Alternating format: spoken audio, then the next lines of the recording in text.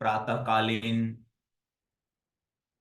सत्र में आप सभी योगी साधक यात्रिक भाई बहनों का हार्दिक स्वागत है। आज के इस प्रातःकालीन सत्र में हम प्रतिदिन की भांति आज विशेष एक पड़ाव की ओर हम आगे बढ़ रहे हैं और हमारे ऋषियों के द्वारा प्रदत्त जो संस्कारों की पावनी परंपरा है, उस परंपरा के विषय में, उसके ज्ञान विज्ञान के विषय में, उसकी गहराइयों के विषय में कि संस्कार क्या होता है, कैसे काम करता है और उसकी क्या वैल्यू होती है मानव जीवन के अंदर, आदि आदि अनेक विषयों के ऊपर आज का सत्र एक विशेष ही सत्र होने वाला है। आज हम सब लोगों के बीच में हमारे आदरणीय श्रद्धेय डॉक्टर जय ओझा जी जुड़े हुए हैं, चिल्ड्रन यूनिवर्सिटी गुजरात गांधीनगर से, जो एमए, एमफिल, पीएचडी इन डिग्रियों को संस्कृत विषय से विशेष रूप से प्राप्त किए हैं और पिछले 14 से भी अधिक वर्षों से वो शिक्षा के क्षेत्र में विशेष अपनी सेवाएं प्रदान कर रहे हैं और 10 से भी अधिक इस क्षेत्र में उन्होंने विशेष पुस्तकों का लेखन भी किया है और 30 से ज्यादा रिसर्च पेपरों का प्रकाशन किया और उसके साथ साथ और न्यूज़पेपर आदि में जो साप्ताहिक विशेष समाचार पत्रों में लेखक के रूप में भी, संचालन के रूप में भी कार्य कर रहे हैं और विभिन्न 25 से अधिक बड़ी संस्थानों के अंदर वो विशेष अपना लेक्चर, मार्गदर्शन और आम सामान्य जनता में जागरूकता फैलाने के लिए अलग अलग कार्य कर चुके हैं और भी इसके अलावा अलग अलग कई सारे उनकी सेवाएं हैं, कई सारे कार्य हैं जो वो निरंतर प्रदान कर रहे हैं और पतंजलि विश्वविद्यालय के द्वारा आयोजित ये उपक्रम में हमारे आदरणीय डॉक्टर साहब ने हम सब लोगों को समय प्रदान किया और अपना अमूल्य ज्ञान हमें प्रदान करने वाले, उसके लिए हम पूरा पतंजलि विश्वविद्यालय और हम सब की ओर से हम उनका कृतज्ञता पूर्वक धन्यवाद ज्ञापन करना चाहते हैं कि उन्होंने हम सब लोगों के लिए समय निकाला और अपना अमूल्य ज्ञान हमें प्रदान कर रहे हैं। तो आगे के क्रम में मैं ज्यादा समय ना लेता हुआ मैं आदरणीय डॉक्टर साहब से निवेदन करना चाहूंगा कि हम सब लोगों के बीच में आए और हम सब लोगों का मार्गदर्शन और हमारा ज्ञानवर्धन करें। आदरणीय डॉक्टर जय ओझा जी, नमस्कार। नमस्कार। आशा है कि मेरे जो ध्वनि है वो आप तक अच्छी तरह से पहुंच पा रही होगी। जी, जी डॉक्टर जी। साहब। जी। एक तो मैं अपनी कृतज्ञता व्यक्त करता हूं कि ऐसी विश्वख्यात और हमारी संस्कृति को पूरे विश्व में फैलाने का, परचम लहराने का जो संस्था अविरत, अनवरत कार्य कर रही है, ऐसे संस्था में मुझे व्याख्यान देने के लिए ये एक सुवर्ण अवसर मिला।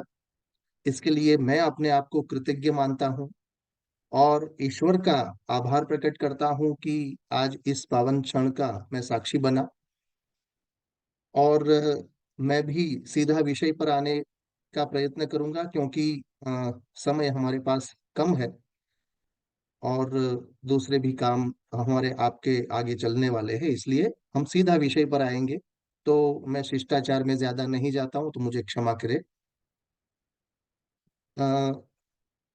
जैसे इससे आगे बहुत ही अच्छी तरह से जब ये शून्य काल चल रहा था हमारा इस मीटिंग से पहले, तो उसमें एक के बाद एक स्लाइड्स जा रही थी, एक वीडियो बहुत अच्छी तरह से जा रहा था। उसमें यज्ञ और उसके हमारे जीवन पर पड़ने वाले प्रभाव के बारे में अच्छी तरह से सब कहा था। हम सब जानते हैं कि हम जिसे संस्कार कहते हैं उसको अंग्रेजी भाषा में वैल्यू शब्द दिया गया है।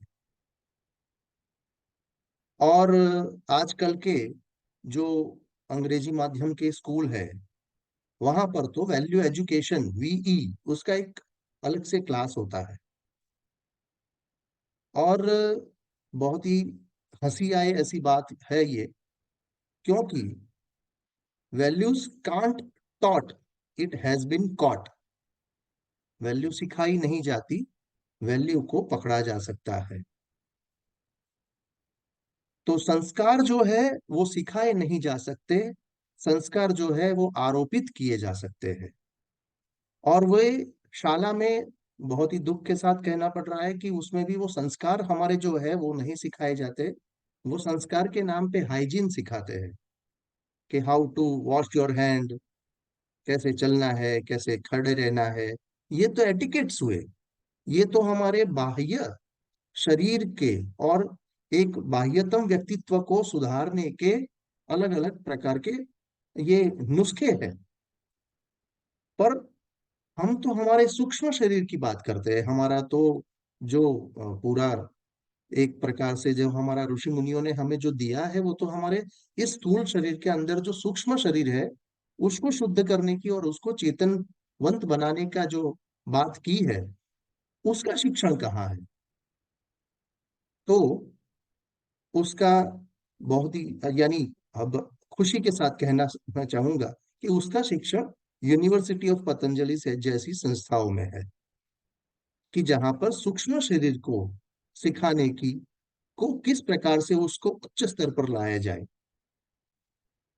हमें 16 संस्कार में से जन्म प्राक जो 3 संस्कार है, गर्भाधान संस्कार, पुंसवन संस्कार एवं अ, जात कर्म संस्कार और सीमंतोन्नयन संस्कार, पहले सीमंतोन्नयन उसके बाद जात कर्म संस्कार, उसके बारे में बात करने से पहले हमें संस्कार शब्द को समझना चाहिए।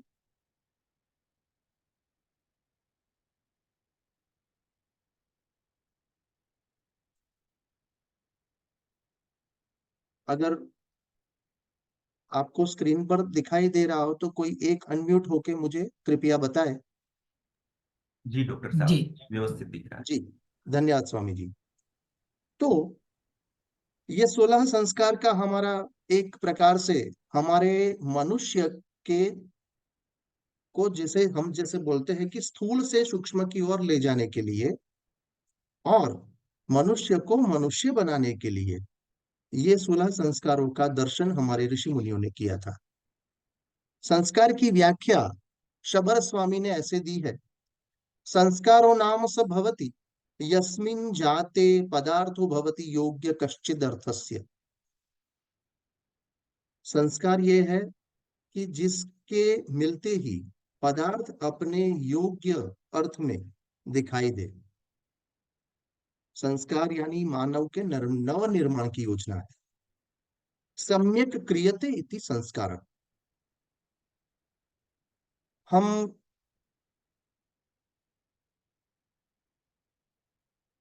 धान्य खाते हैं, एक खेत है, खेत में अगर खुला छोड़ दिया जाए, उसके अंदर यानी कोई बाउंड्री नहीं की है होगी और गेहूं की फसल बहुत अच्छी तरह से लहलहाती है, जैसे उसको अभी यानी लेने का समय ही है, काटने का समय है फसल निकालने का। लेकिन एक जो अ, बकरी है, मेमना है, कोई भैंस है, ऐसे जो पशु है, वो क्या करेंगे? अगर वो खुला छोड़ दिया जाए उनको, तो वो गेहूं के उस खेत में से उसको सीधा खाना शुरू कर देंगे। हम मनुष्य क्या करेंगे? उस फसल को काटेंगे, उस फसल में से गेहूं को अलग करेंगे थ्रेशर से। गेहूं निकालने के बाद भी गेहूं नहीं खाते हैं हम, उसको एक उसका एक परिमार्जन करते हैं।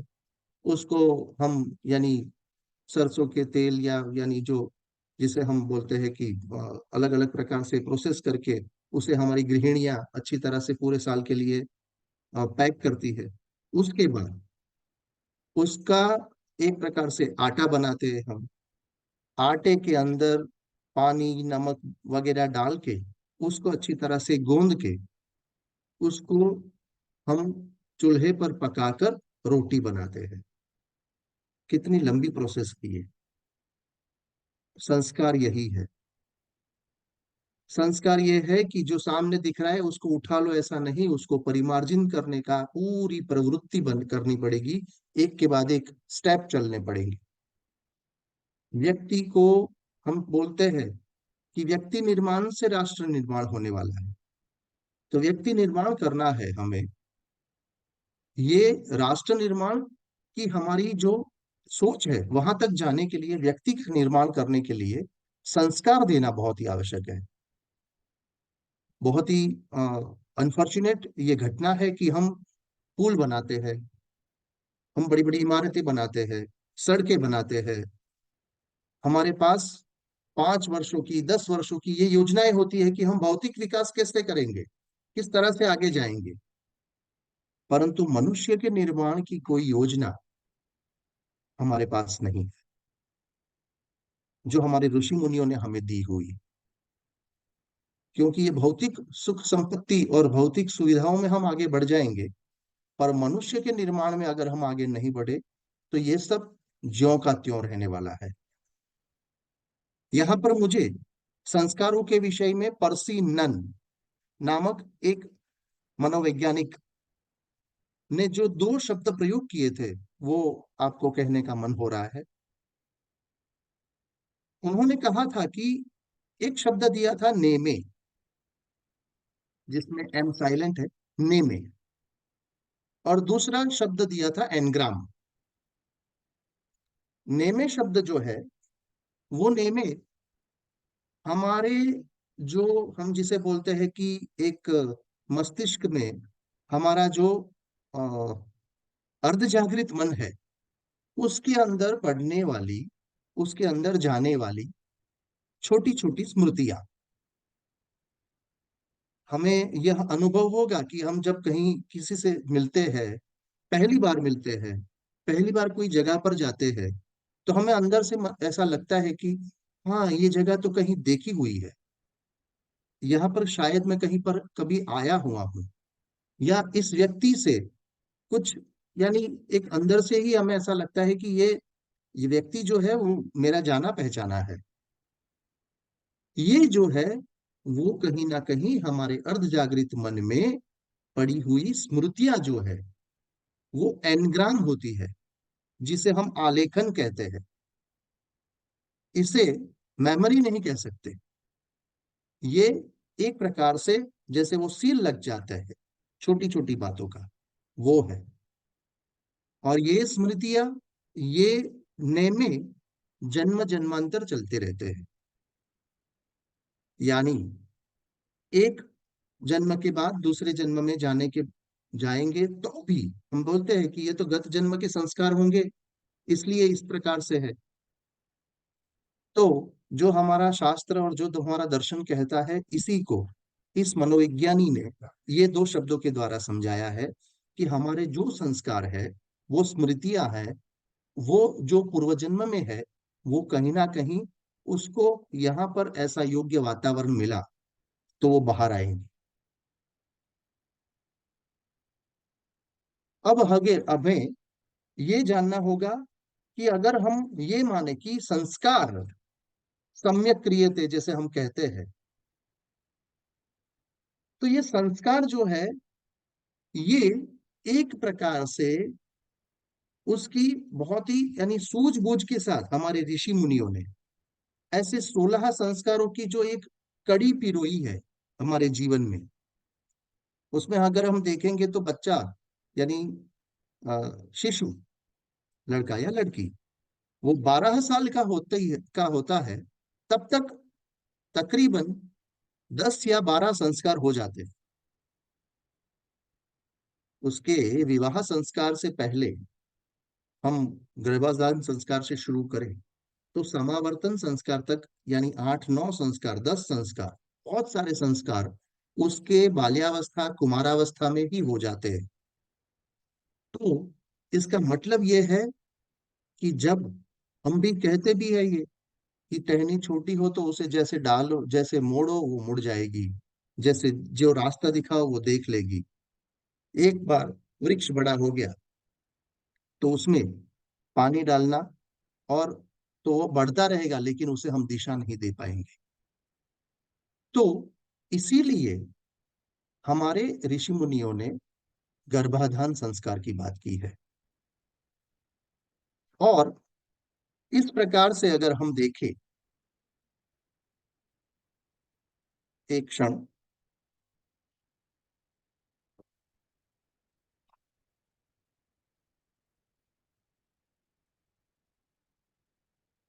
तो सबसे पहले उसमें जो क्रम में है वो है गर्भाधान संस्कार। हमने बहुत सारे ऐसे उदाहरण अब तक पुराणों में, हमारे शास्त्रों में देखे हैं। सुभद्रा और अभिमन्यु का उदाहरण, मदालसा और विक्रांत, सुबाहु, अरिमर्दन और अलर्क का उदाहरण, कयाधु और ध्रुव का उदाहरण। कहा जाता है कि अगर आप, pregnancy is not by chance, it is by choice. गर्भाधान जो है उसके लिए मदालसा, सुभद्रा और कयाधु का हमारा ये जो उदाहरण है वो हमें कभी भी भूलना नहीं चाहिए।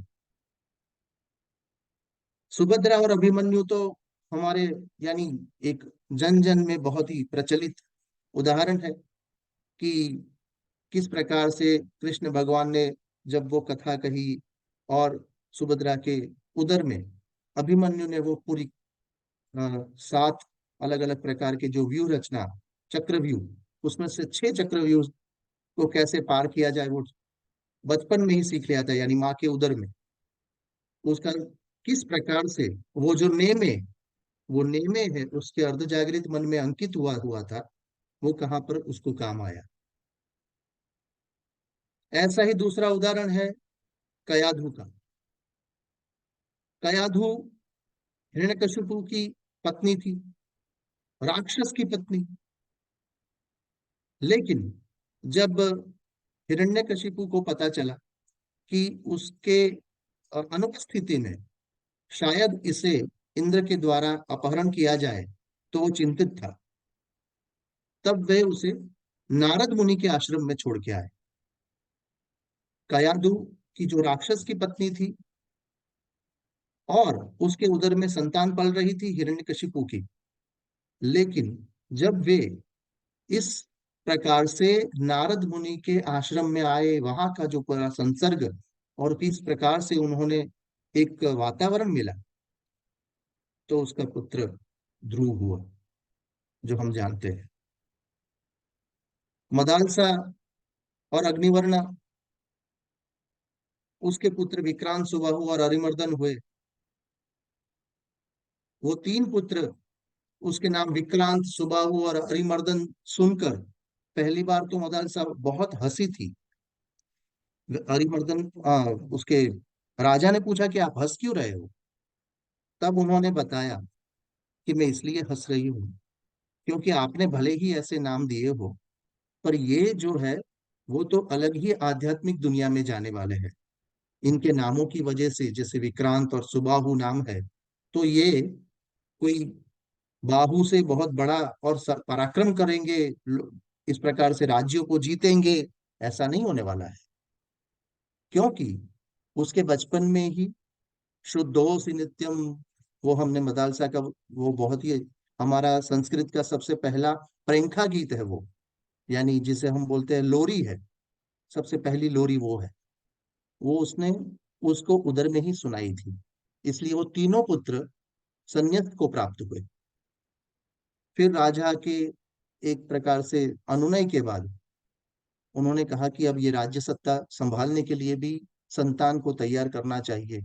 इसलिए फिर उन्होंने अलर्क का जब जन्म होने वाला था, तब उनको राज्य सत्ता और नीति सत्ता की, नीति शास्त्र की उन्होंने एक प्रकार से शिक्षा दी।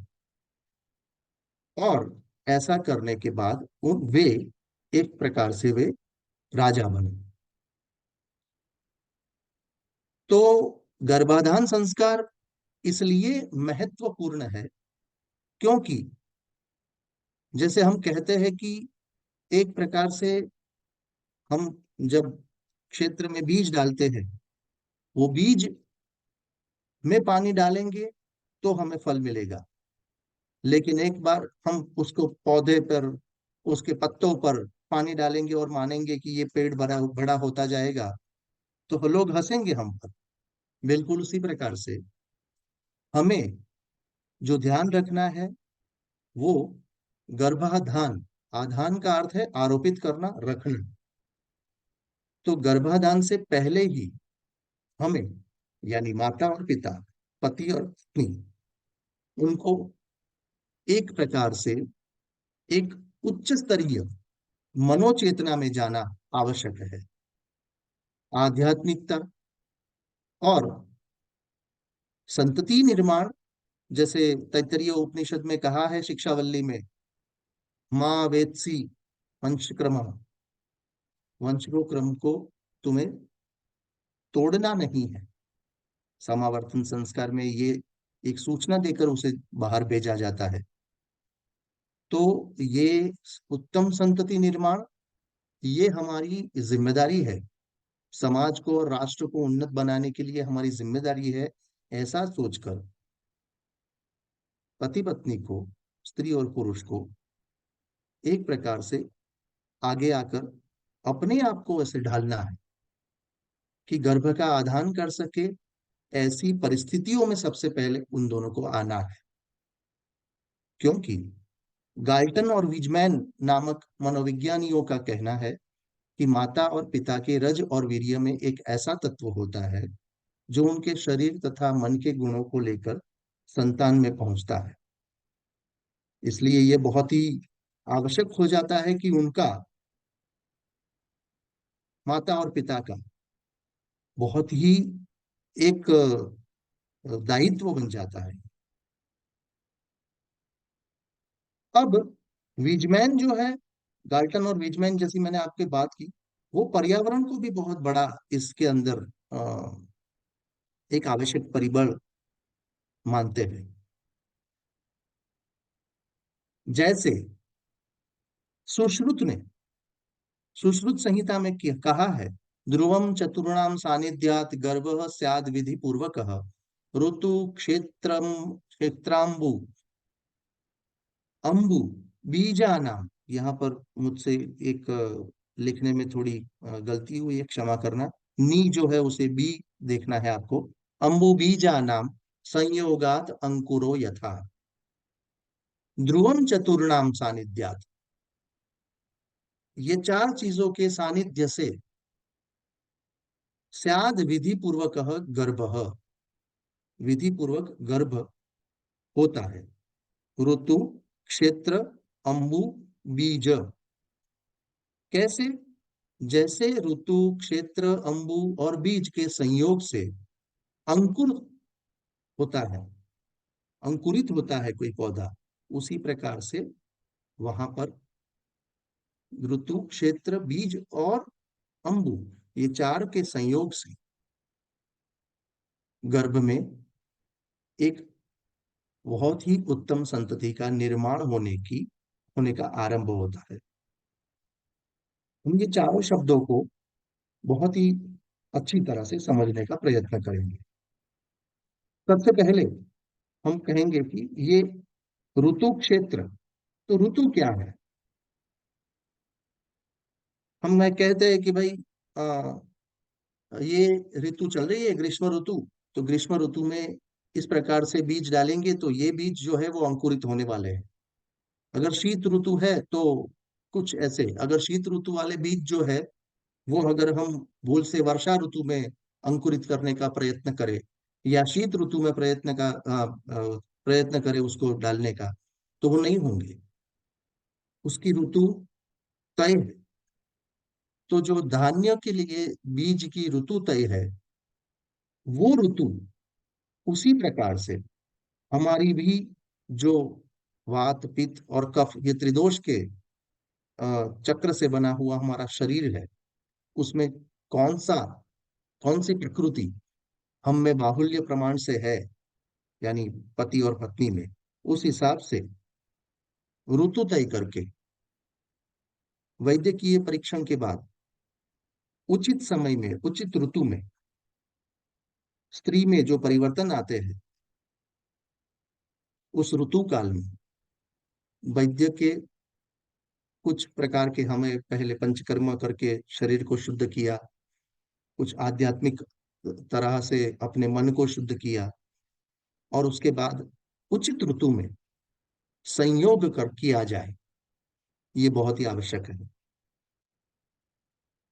स्त्री के गर्भाशय से हम जानते हैं कि जो रक्त निकलता है, वो गर्भाशय की दीवार को, स्राव को, उसके स्राव से भरा जाता है, ताकि उस गर्भाशय में चिपक के उसे सहारा मिल सके। अब युवावस्था में आकर जब पुरुष के साथ संपर्क से गर्भ धारण होता है, तब यह रक्त बहना बंद हो जाता है और वो शिशु के पालन और पोषण के लिए आगे बढ़ता है, वही रक्त। तो कुदरत और ईश्वर की जो रचना है, वो बहुत ही एक प्रकार से जो हमें निशब्द करने वाली है। उस रचना को, उसका हमें आदर करके उस पर आगे चलना चाहिए। और ईश्वर ने जिस कर्म के लिए हमें भेजा है, उसमें ये सिर्फ दैहिक सुख के लिए नहीं है, शरीर के सुख के लिए नहीं है, परंतु गर्भाधान संस्कार एक जिम्मेदारी है। ये समझकर समाज को आगे ले जाने के लिए, समाज के प्रति हमें हमारी जिम्मेदारी अदा करने का यह समय है। ऐसे ऐसी जो मति रखकर हमें उत्तम संतति के निर्माण के लिए, तेजस्वी बालक तेजस्वी भारत निर्माण के लिए हमें ऐसे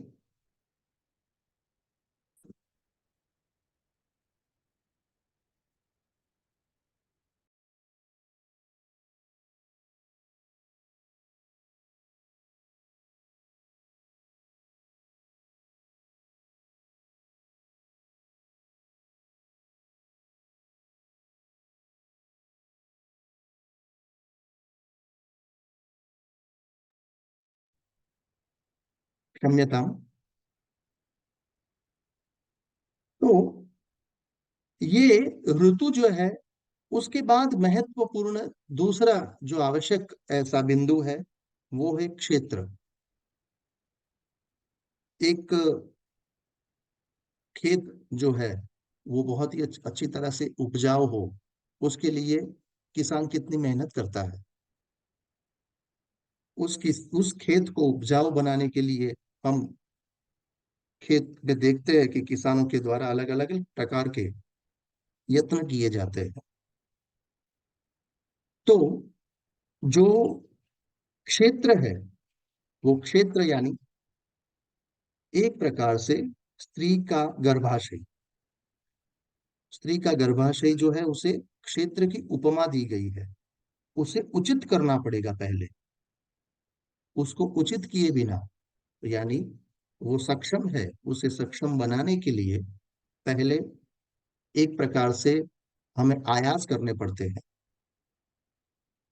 ये मैंने पहले भी कहा, वैसे pregnancy is not by chance,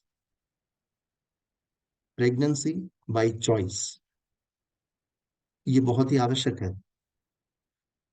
तो एक प्रकार से जो एक कुक्षी है, उस कुक्षी के अंदर 9 महीने तक आने वाले बहुत ही तेजस्वी बालक का वहां पर एक निवास होने वाला है। उस कुक्षी को कितना बड़ा हमें परफेक्ट तैयार करना पड़ता है।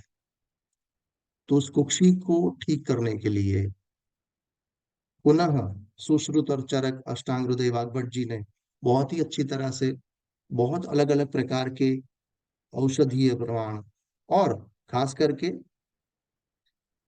शारीरिक तरह से स्वस्थ रहना है। आयुर्वेद क्या कहता है हमारा, आयुर्वेद ये कहता है कि आप बीमार हो तब हमारे पास नहीं आओ, पर बीमार ही ना पड़ो इसलिए हमारे पास आओ। तो इस तरह से उसको तैयार करने के लिए हमें क्षेत्र की उपमा गर्भाशय को दी। त्यार उसके बाद जो है वो है अंबु। पानी का बहुत बड़ा महत्वपूर्ण एक रोल है। बहुत ही अच्छी तरह से बीज डाल दिया गया है। अ, ऋतु परफेक्ट है। क्षेत्र यानी कि खेत बहुत अच्छा है। पानी उसको मिलने वाला ना हो अगर ठीक, तो वो बेकार है। यहाँ पर पुरुष के क्षेत्र, पुरुष के जो शुक्र है उसको, और यानी रज और वीर्य, और स्त्री का जो आर्तव है उसको अंबु की उपमा दी गई है। उसे भी अगर एक प्रकार से उस पानी की, जैसे हम खेत में क्षार युक्त पानी हो, तो हम जानते हैं कि हमारे यानी सीलन आ जाती है घरों में जिसमें क्षार ज्यादा हो, तो उस पानी की भी क्वालिटी अच्छी होनी चाहिए। उस नमक युक्त पानी जो है वो कभी भी आगे नहीं बढ़ाएगा फसल को। तो पानी अच्छा होना चाहिए। उसी प्रकार से रज और वीर्य जो है उसकी गुणवत्ता अच्छी होनी चाहिए। तो अम्बू का भी बहुत ही महत्वपूर्ण एक प्रकार से हम जिसे कह सकते हैं कि रोल है। दूसरा, और उसके बाद अंतिम जो है वो है बीज। बीज जो है वो एक प्रकार से हम जिसे कहें संतान उत्पन्न होने की चौथी महत्वपूर्ण चीज है। डिंब से, अंडकोश में से जो तैयार होते हैं पुरुष और स्त्री के रज और आर्तव, वो जो बीज है, ये बीज से ही उसमें, जैसे हम आगे भी हमने कहा कि बीज में अगर हम प्रयत्न करेंगे कि उत्तम आगे जाके ये पौधा बने, वृक्ष बने, तो बीज को अभी से ध्यान में रखना चाहिए। तो संतान प्राप्ति के लिए ये बीज जो है वो बहुत ही महत्वपूर्ण है। जिस प्रकार से एक ऋतु में 14 और 15 वर्ष की आयु से आगे स्त्री में एक प्रकार से ऋतुकाल आता है जो 50 वर्ष की उम्र तक रहता है। पुरुष में भी बहिर्स्त्राव की जो एक प्रकार से हम जैसे कहते हैं वो 14 वर्ष की आयु से प्रारंभ होकर 65 और 70 साल की उम्र में रहता है। लेकिन उसकी नियत आयु एक प्रकार से, उसका नियत समय, ये हमारे शास्त्रों में बहुत ही अच्छी प्रकार से दिया गया है। इतना ही नहीं, हमारे आत्माराम जी और हमारे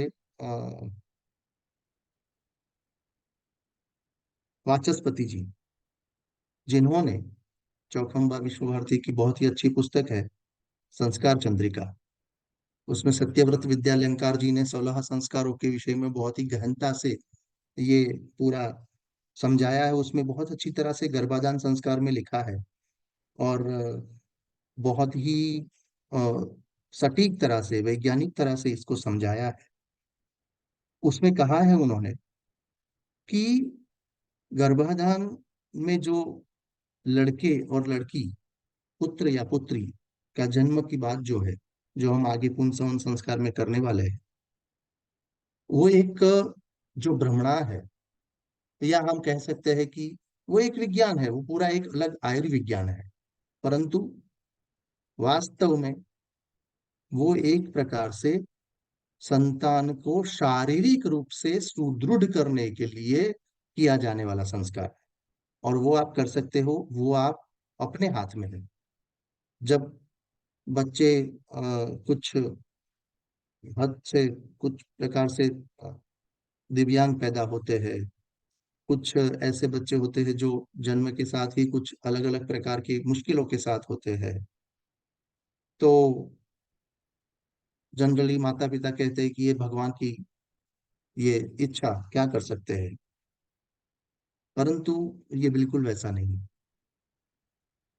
हाँ, खैर, ईश्वर अपने आप अपने हाथ में हमारा हमारी डोर रखता ही है, परंतु हमें ये पूर्ण मौका मिलता है कि आप उत्तम संतति को जन्म दें। तो इसलिए उन्होंने जिस प्रकार से हमारी शास्त्रों में कहा है, उसमें हम निश्चित रूप से स्वस्थ संतान को जन्म दे ही सकते हैं, परंतु ये गर्भाधान संस्कार को उचित तरह से किया तो।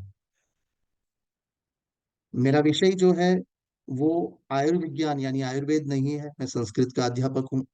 तो आयुर्वेद में यानी सुश्रुत और चरक में जो चिकित्सकीय बातें हैं, यानी कौन से दिन किस प्रकार से किस प्रकार की औषधियां लेकर, ये कहना, ये मेरे, हालांकि ये है सब संस्कृत में, और मैं पढ़ सकता हूँ, समझ सकता हूँ, समझा भी सकता हूँ, परंतु मैं इसको अपने योग्य में नहीं मानता, क्योंकि ये वैद्य के परीक्षण के बिना और ये कहना उचित नहीं है।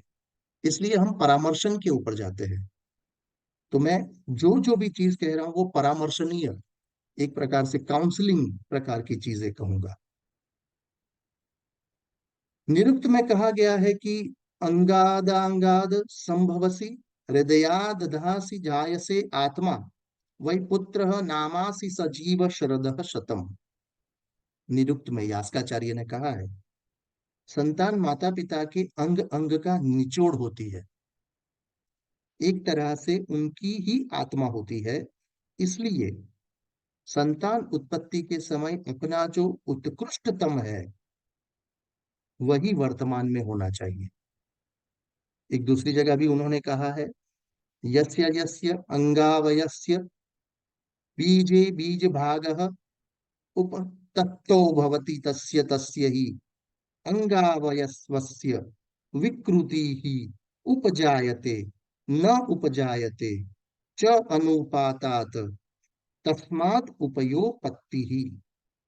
अर्थात माता पिता के जिस जिस अंग के बीज में बीज का जो भाग विकृत अर्थात उत्पत्त होता है, संतान में उस अंग के भीतर विकार आ जाता है। और विकार न भी हो तो संतान में विकार नहीं आता है।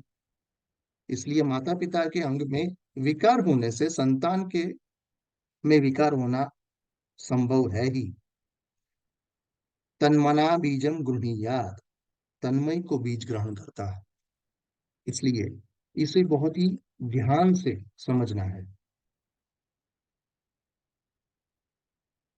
एक प्रकार से हमने जो इसका महत्व है हम सब जानते ही है। और जो मैंने पहले आपको जो ध्रुव का उदाहरण दिया, कयाधु ध्रुव, या फिर मदालसा, या हमारा बहुत ही लोकप्रिय उदाहरण यानी सुभद्रा और अभिमन्यु का, वैसा ही हमें यहाँ पर कुछ अभी के यानी वर्तमान के उदाहरण को भी ध्यान में लेना चाहिए। अमेरिका के प्रेसिडेंट गारफील्ड, अमेरिका के प्रेसिडेंट थे गारफील्ड, उनकी जो हत्या की, उनका नाम, उस बच्चे का नाम था गीटू। एक बच्चा यानी एक युवक था तब तो वो, गीटू। जब वो माता के गर्भ में था, तब माता जो है, उसकी माता ने गर्भपात करके उसकी हत्या कर देने का प्रयत्न किया था, परंतु वो गर्भपात नहीं कर पाई। और माता के गर्भ में स्थित उस संतान पर ऐसे संस्कार पड़ चुके, क्योंकि वो रोज इस प्रकार से, वो अगर सोचती है माता रोज उसकी हत्या करने का, जो गर्भ में है शिशु उसकी, तो हालांकि वो कर नहीं पाई, पर वो जो संस्कार उसके मन में रह गए उस गर्भ में बच्चे के, उसने उसको हत्यारा बना दिया। नेपोलियन के विषय में भी कहा जाता है कि जब वह माता के पेट में था, तब उसकी माता सेनाओं की परेड देखा करती थी, सैन्य परेड देखा करती थी।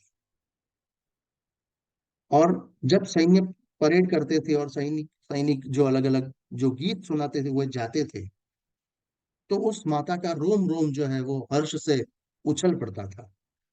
तो गर्भावस्था में पड़े उन संस्कारों ने नेपोलियन को महान योद्धा बनाया।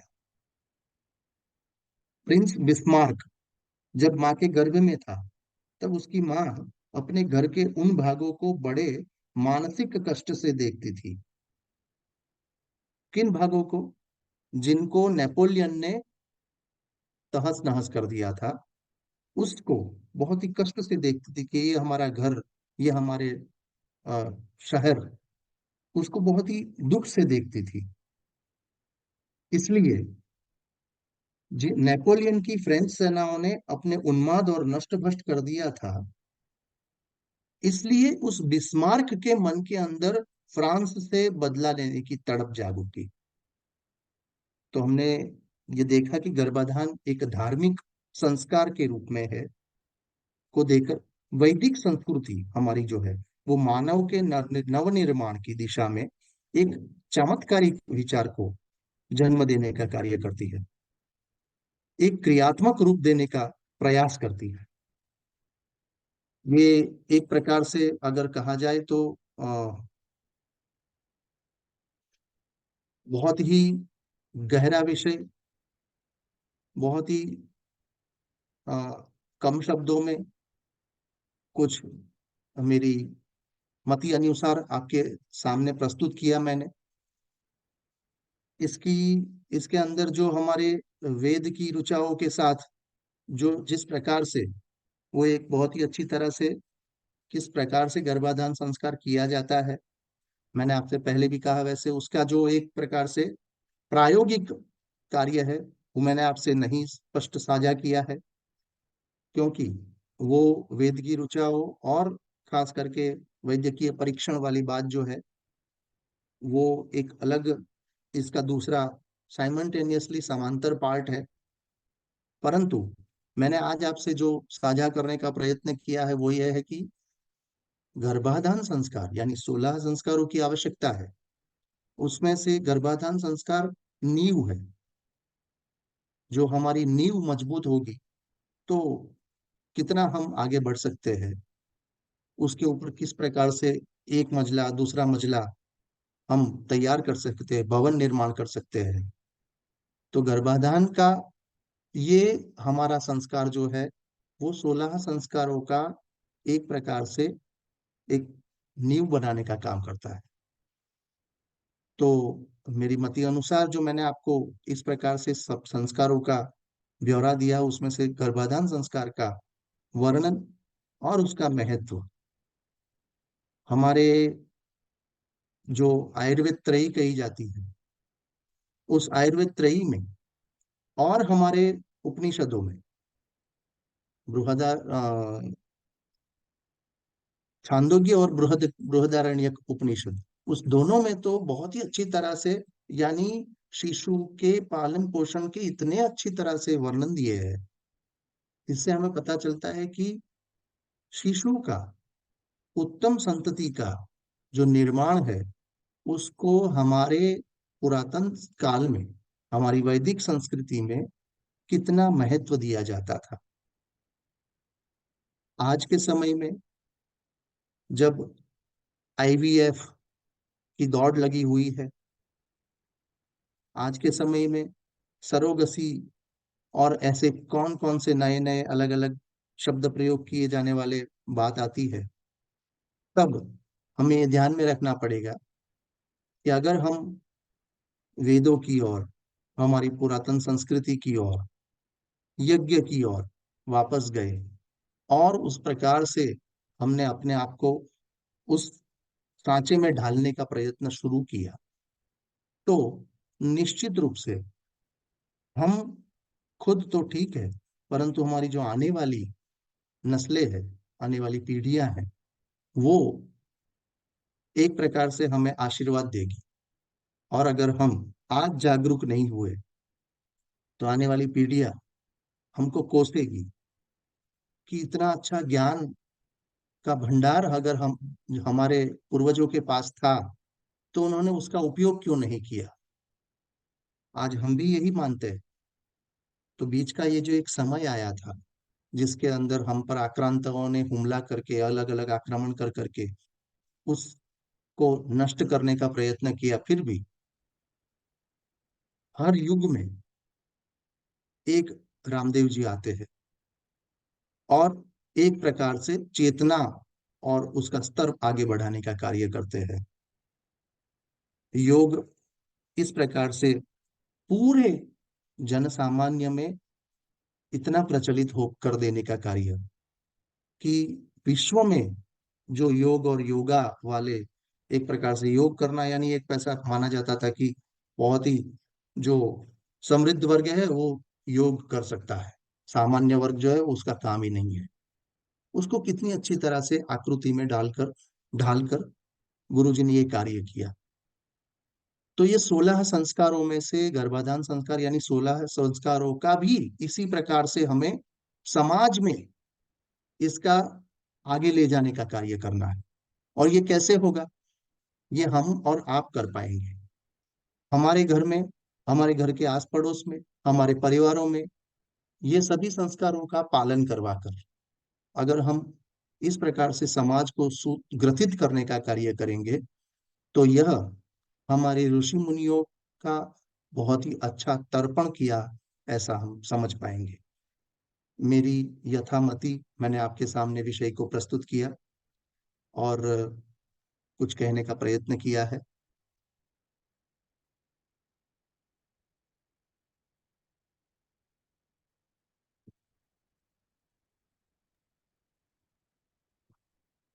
हमारे आदरणीय डॉक्टर साहब ने बहुत ही अच्छी प्रकार से जो संस्कारों का विषय और उनकी अनिवार्यता, और डॉक्टर साहब आपकी जानकारी के लिए अभी जो भाई बहन जुड़े हैं हमारे बीच में, ये संस्कारों की परंपरा को आगे बढ़ाने के लिए और संस्कार कराने का जो कार्य है, जो पौरोहित्य कार्य सामान्य रूप से हम कहते हैं, इसमें बड़ी संख्या वही भाई बहन हैं। और एक प्रकार का ये पौरोहित्य कोर्स है जिसमें ये भाई बहन आगे के क्रम में वो इस क्षेत्र में विशेष सेवा देने वाले भाई हैं। तो इसमें ये जो आपका ज्ञान विज्ञान और नॉलेज है, वो हम सब लोगों के लिए बहुत ही विशेष रूप से ये काम आने वाला है। और हम आगे पतंजलि की ओर से भी अलग अलग उपक्रम कर रहे हैं। और इस जो भारतवर्ष की पावनी पुण्य परंपरा, जो संस्कारों की परंपरा है, उसको आगे बढ़ाने के लिए हम विशेष रूप से इसमें प्रयत्नरत हैं। शोध अनुसंधान, अभी हम गर्भाधान, पुंसवन, श्रीमंतोन्नयन, ये कुछ संस्कारों का पूरा उपक्रम हम यहाँ पतंजलि में शुरू कर रहे हैं। जी, और एक बड़ा, एक व्यवस्थित तरीके से और बहुत ही आगे इसको बढ़ाएंगे। उसमें आपका भी मार्गदर्शन हमें मिलता रहे इस प्रकार से, तो हम बहुत नहीं, अच्छे से बढ़ पाए। ये परस्पर देवो भव है गुरु जी। और स्वामी यज्ञदेव जी, मुझे ये बहुत ही, मैंने आपसे पहले भी कहा, ये तो हम सबके यज्ञ में आहुति है, छोटी छोटी आहुतियां।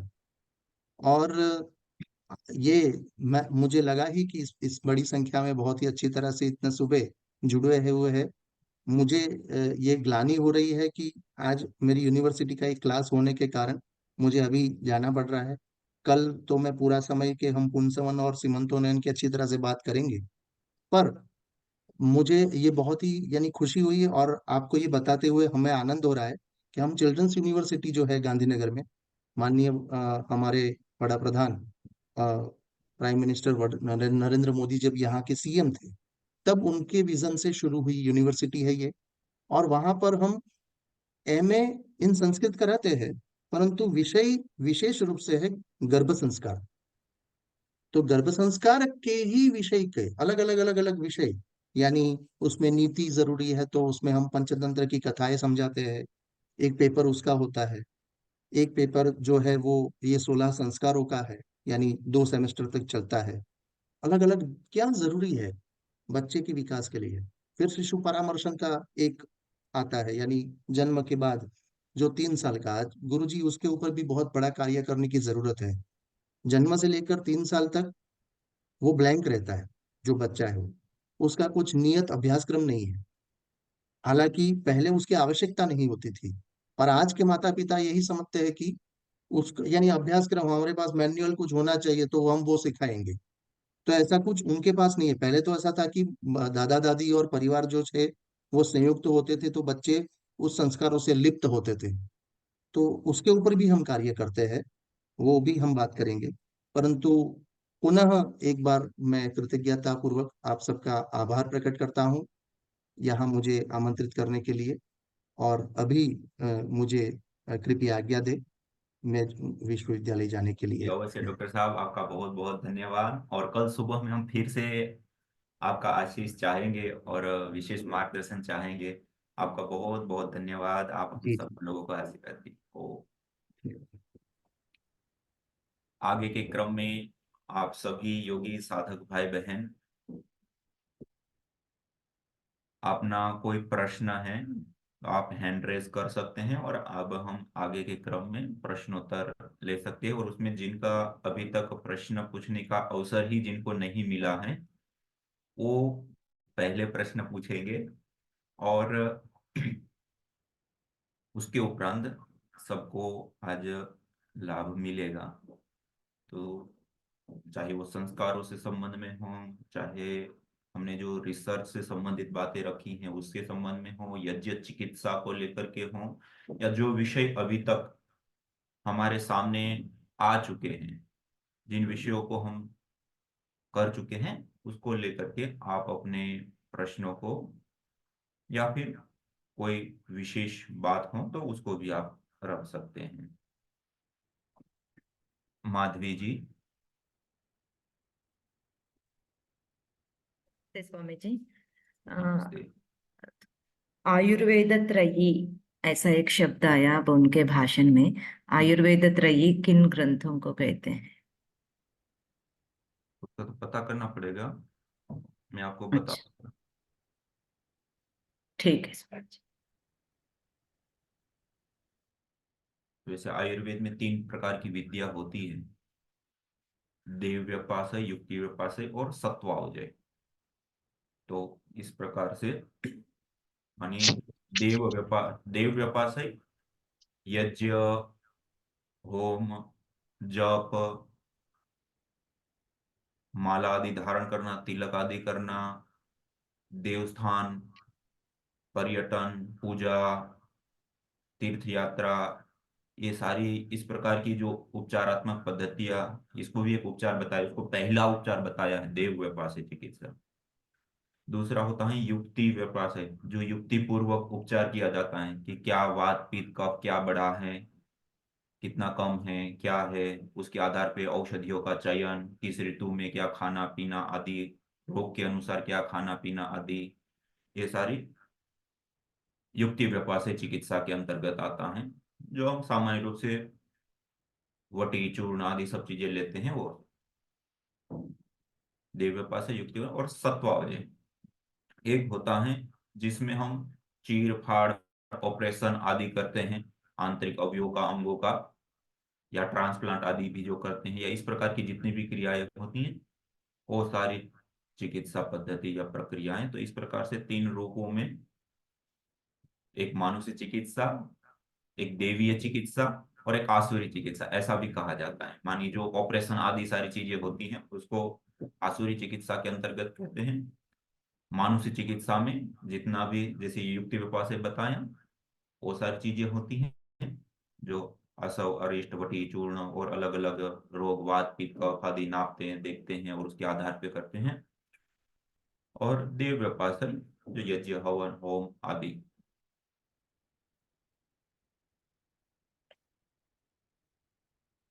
ओम। पूज्य स्वामी जी प्रणाम। चरण से पूज्य स्वामी जी, बहुत अच्छी, आज की भी क्लास बहुत अच्छी रही और बड़ा वैज्ञानिक तरीके से हमें समझने का अवसर मिला। मैं एक छोटा सा अपना अनुभव भी शेयर करना चाह रहा था। वैसे मेरे प्रश्नों का उत्तर लगभग मिल ही गया। और जी। मेरा एक आपसे अनुभव था कि कोरोना काल में मेरी मामी जी थी और वो बहुत बीमार पड़ गए। उनका बच्चा बाहर था और मुझे उन्होंने पुकारा। अ, वही शुरुआत का समय था, मार्च का। तो मैं उनके पास गया और फिर मैंने उनको गिलोय है, तुलसी आदि, नीम की पत्तियों से लेकर के उनको, मतलब इतनी भयंकर समस्या थी बुखार आदि की कि वो बेड में करीब 1 हफ्ते से पड़ी हुई थी। चलने की स्थिति नहीं थी, भोजन पकाने की कोई स्थिति नहीं थी। तो मैं वहां गया और जा करके मैंने 3 दिन वहां पे लगातार यज्ञ किया। जो हमारे आसपास की अच्छी सामग्री मिली उससे यज्ञ किया, और यज्ञ करने के बाद मैं उन्हीं जड़ी बूटियों का काढ़ा भी उनको पिलाया। और तब उस समय तो हम केवल योग प्रचारक थे, तो ये यज्ञ चिकित्सा के बारे में हमें ज्यादा कुछ पता नहीं था। सिर्फ इतना था कि हमें यज्ञ और योग के माध्यम से उनको स्वस्थ करना, ऐसा अपने आप में कॉन्फिडेंस था। तो मैंने उनको दूसरे दिन ये देखा कि वह अपने चारपाई से उठने की स्थिति में आ गए और चलने फिरने, थोड़ा मूवमेंट होने लगा। और तीसरे दिन ये स्थिति आई कि चूंकि वो गांव से बिलोंग करते थे, खेत वेत से, तो वो अपने खेत भी गए और खेत जा करके वो अपनी गतिविधियां की, अपने काम काज करना शुरू कर दिए। तो ये अनुभव भी मेरा बहुत अच्छा रहा कि जो मुझे आत्मबल दे रहा था इस यज्ञ चिकित्सा के प्रति। हालांकि उस समय मुझे इसका ज्यादा विशेष भान नहीं था, फिर भी मैंने ऐसा मान करके किया कि हमारे स्वामी जी महाराज श्री ये सेवा कर रहे हैं, तो इस पर भी हम कार्य करते हैं। और तो इसमें बहुत अच्छा अनुभव मुझे दिखा। तो जी ये मेरा अनुभव था। नहीं, बहुत ही आपने अच्छा अनुभव किया। और ये देखिए, ये पहला जो अनुभव होता है और हम नहीं जानते हैं, और फिर हमें जो एक प्रत्यक्ष होता है, वो प्रत्यक्ष हमारी श्रद्धा को बढ़ाता है। जी। हमें स्वयं क्या किया हुआ जो प्रत्यक्ष होता है वो सबसे ज्यादा प्रेरित करने वाला होता है, सबसे ज्यादा हमें उसकी ओर आगे ले जाने वाला होता है। तो आपने भी बहुत ही अच्छा एक्सपीरियंस अपना विशेष रूप से अनुभव शेयर किया। मधु जी। और अब आप तो इस समय तो अब आपका आशीर्वाद मिल ही रहा है, इतना जान अनजान की गंगा में ओत प्रोत होने का अवसर मिल रहा है, और अनेक अनेक विद्वानों के माध्यम से इतना सुमधुर ज्ञान विज्ञान से आप्लावित हो रहा हूँ मैं। बहुत ही कृतार्थ हूँ मैं आज सभी का, सभी विद्वानों का। पूज्य स्वामी जी, आपका आशीर्वाद हमेशा हम पर बना रहे और हम कुछ बड़ी सेवा और समाज के लिए कर सके, ऐसे मन में विचार भी है, एक भाव भी है। और मुझे लग भी रहा है कि मैं काफी अधिक बड़ी सेवा कर पाऊंगा आगे, आपके आशीर्वाद से। अवश्य अवश्य करेंगे ना। जी। हाँ, मधु जी। हाँ, नमस्ते स्वामी जी। स्वामी जी, मेरी 2 इच्छाएँ हैं, यदि आप थोड़ा-सा मार्गदर्शन कर दें। एक तो मेरी इच्छा ये थी, अभी थोड़े दिन पहले श्रद्धेय स्वामी थोड़ा रामदेव। ऊंची आवाज से बोलिए माता जी। नमस्ते स्वामी जी। जी। अब आवाज़ आ रही है स्वामी जी? हाँ, आ रही है। मेरी 2 इच्छाएँ थी, यदि आप थोड़ा मार्गदर्शन कर दें कि मैं इन इच्छाओं को कैसा पूर्ण करूँ। अभी श्रद्धेय स्वामी रामदेव जी ने स ज्वालापुर में गुरुकुल खोला था, जहाँ पर स्वामी दर्शनानंद जी शायद नाम उन्होंने लिया था। तो जी उन्होंने एक कार्य किया था कि मरने से पहले उन्होंने पूरे गाँव में ये ढिंढोरा पिटवाया कि आ जाओ, जो भी मुझसे पूछना है पूछ लो, कल मैं नहीं रहूँगा। मतलब इच्छा मृत्यु या अपनी इच्छा से प्राणों को छोड़ना। तो उसके बारे में मैं थोड़ा ज्ञान प्राप्त करना चाहती थी, यदि आप मुझे मार्गदर्शन दे दें कि कोई बुक हो, कोई वीडियो हो या कोई आचार्य जी हों या आप स्वयं इसको दे सकें, तो मैं वो थोड़ा लेना चाहती थी। हाँ। देखिए, हमारी संस्कारों की ये जो पावनी परंपरा रही है, उसमें जिसको कहते हैं जीवन मुक्ति, एक जीवन मुक्त होकर के जो जीवन जिए होते हैं, एक उच्च चेतना से युक्त होकर के। और ये स्वामी दयानंद सरस्वती जी का भी उदाहरण हम देख सकते हैं, और भी कई सारे एग्जाम्पल उदाहरण हमारे सामने इस प्रकार के आज इस भारत भूमि। और ये भी एक विलक्षणता है कि ये उदाहरण हमें कहीं देखने को मिले, भारत की भूमि पर देखने को मिले। जी, बाकी हम देखेंगे तो भौतिक विकास और अलग अलग विद्या और उसके क्षेत्रों में हमें मिलेगा, लेकिन अध्यात्म के क्षेत्र में सबसे ज्यादा अनुसंधान करने वाला कहो, प्रत्यक्ष करने वाला कहो, या उसके विषय में गहराई तक पहुंचने वाला कोई देश है तो भारत है, और उसमें ये विद्या विशेष रूप से है। इसमें एक उच्च चेतना से युक्त जब हम जीवन को जीते हैं, तो उसका वो प्रतिफल होता है कि उनके सामने सारी चीजें होती हैं कि किस प्रकार से कब, और कहते हैं ना, इच्छा के साथ हम अपने प्राणों का त्याग करें। तो उस प्रकार की चीजें होती हैं। तो आप हमें व्हाट्सएप पे ऊपर आप या ग्रुप में मैसेज कर दीजिएगा तो आपका वो आ जाएगा, तो हम एक ऐसे उचित आचार्य के साथ हम आपका संपर्क करा देंगे, जी जिससे आप इस दिशा में बहुत ही गहरा और अच्छा मार्गदर्शन प्राप्त कर पाएंगे। जी, धन्यवाद आचार्य जी। दूसरी मेरा ये था कि जैसे ये पुरोहित का कोर्स है, ये सर्टिफिकेट कोर्स है। यदि मतलब जो भी आप लोगों की जो भी आगे प्लानिंग हो, तो हमें कोई ऐसे ग्रुप से आप जोड़ दें कि कहीं ये तो एक हमारा सौभाग्य था कि ये वाला पैम्फलेट हम तक पहुँच गया तो हम आपसे जुड़ पाए। यदि कोई आगे इसी तरह के कोर्स ऑनलाइन, क्योंकि ऑफलाइन तो मेरे लिए संभव नहीं है, ऑनलाइन यदि आप चलाएँ, तो हम तक वो ज़रूर पहुँचे। मतलब हम कैसे वेबसाइट पे चेक करें या कोई आप ऐसा ग्रुप बना के रखें कि हम तक सारी डिटेल्स आपकी पहुंचती रहे जो भी पढ़ाई से रिलेटेड है। जी, आपका जो ये ग्रुप है, वैसे आपकी नहीं, काफी सारे भाई बहनों की ये इच्छा है मन में कि हमें रोज कुछ इस प्रकार की चीजें भी मिलती रहें, और विशेष इस प्रकार की चीजें होती हैं उस समय तो विशेष रूप से हमें प्राप्त हो। तो आपका जो एक ग्रुप है, इसी ग्रुप को हम यज्ञ दर्शन नाम से ग्रुप बना करके रखेंगे। जी और इस ग्रुप के अंदर हम प्रतिदिन आपको यज्ञ से संबंधित विशेष रिसर्च, अनुसंधान, एक्सपीरियंस, अनुभव या जो भी चीजें सामने आती हैं, वो सारी चीजों को प्रतिदिन आपको भेजते रहेंगे, कुछ श्लोक, सूत्र, मंत्र, वीडियोज और अलग अलग माध्यम से, जिससे हमारा नॉलेज भी प्रतिदिन 2, 5, 10 मिनट उसमें निकाल करके हम अपना नॉलेज स्वयं भी बढ़ा सकते हैं। और दूसरा, हमारे मित्र, बंधु या जिनको हम चाहते हैं कि जिन तक पहुंचना चाहिए, वहां तक पहुंचा करके हम उसको भी विशेष रूप से लाभान्वित कर सकते हैं, इस विद्या के साथ जोड़ सकते हैं, और इसका हम विशेष रूप से प्रसार प्रचार और आगे बढ़ा सकते हैं। तो उस रूप में आपको इसमें अवश्य जोड़ेंगे, और हमेशा के लिए आपको कभी भी किसी भी प्रकार की आवश्यकता पड़े तो कुछ सोशल मीडिया है, यज्ञ और इससे संबंधित कार्यों के लिए यज्ञदर्शन.com वेबसाइट है, आप नोट करके रखिए। ये हमेशा आपका काम आने वाली वेबसाइट है, यज्ञदर्शन.com, जो यज्ञ के क्षेत्र में हुए जितने भी चिकित्साएं हैं, जितना भी रिसर्च है, प्रत्यक्ष अनुभव हो, या अलग अलग आयुर्वेद के ग्रंथों में, वेदों में, उपनिषदों में, दर्शनों में, और भी हमारे प्राचीन ग्रंथों में जहां जहां यज्ञ का और उससे संबंधित वर्णन है, ये सारी चीजों को समराइज रूप में, सारभूत में इस वेबसाइट के ऊपर हम सब कुछ देते हैं।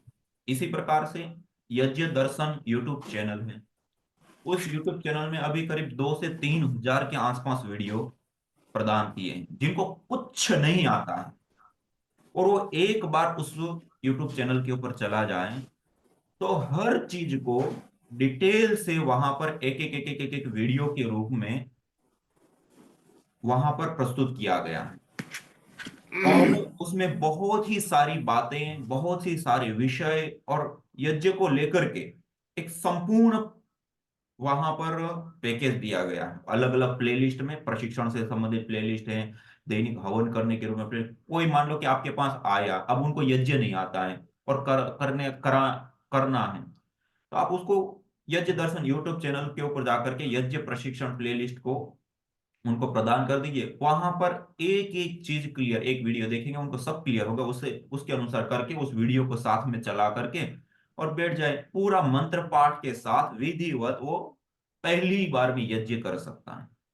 और उसमें भी हमने अलग अलग दिया कि 12 मिनट, 7 मिनट, 15 मिनट, आधा घंटा, कितनी देर वो करना चाहते हैं उसके अनुसार वो मंत्रों का चयन करके और उसकी पूरी विधि ही बनाई हुई है।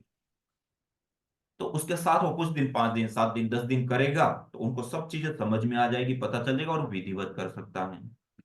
आज ये टेक्नोलॉजी का हम भरपूर प्रयोग ले सकते हैं और इसके माध्यम से अनेक चीजें सीख सकते हैं। ऐसे ही रोगानुसार अलग अलग जो सामग्रियां हैं, उसके अंदर कौन से रोग में कौन सा द्रव्य कितनी मात्रा में आना है, आदि आदि, उसकी भी अलग वीडियो है। रोगानुसार हवन सामग्री करके एक प्लेलिस्ट है पूरी। इसी प्रकार से अब जिन्होंने किया, उसके बाद जो उन्होंने प्रत्यक्ष अनुभव प्राप्त किए, उसकी भी पूरी प्लेलिस्ट है यज्ञ चिकित्सा अनुभव के विषय में। जो प्रत्यक्ष अनुभव की वीडियो आपको कुछ कुछ बीच बीच में हम दिखाते हैं, तो ऐसे ऐसे अलग अलग वो पूरा एक प्लेटफॉर्म बना हुआ है।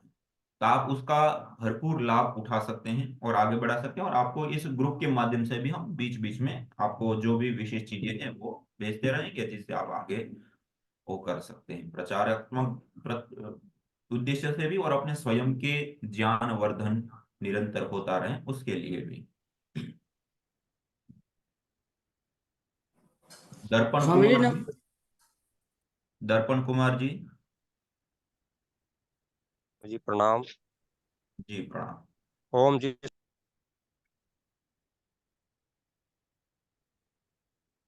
जी अपना प्रश्न रखिए। हाँ हाँ स्वामी जी, बोलिए। मैं ये बोल रहा हूँ, जैसे मान लो कि आपने हमारे को सारे संस्कार सिखा रहे हो, तो हम सीख गए, लेकिन इसका प्रैक्टिकल अभ्यास मतलब कहीं आपके स्थान ऐसा है जो कि वहाँ मतलब इसका हो जाए? संस्कारों का प्रैक्टिकल। हाँ जी, हाँ जी, हाँ जी।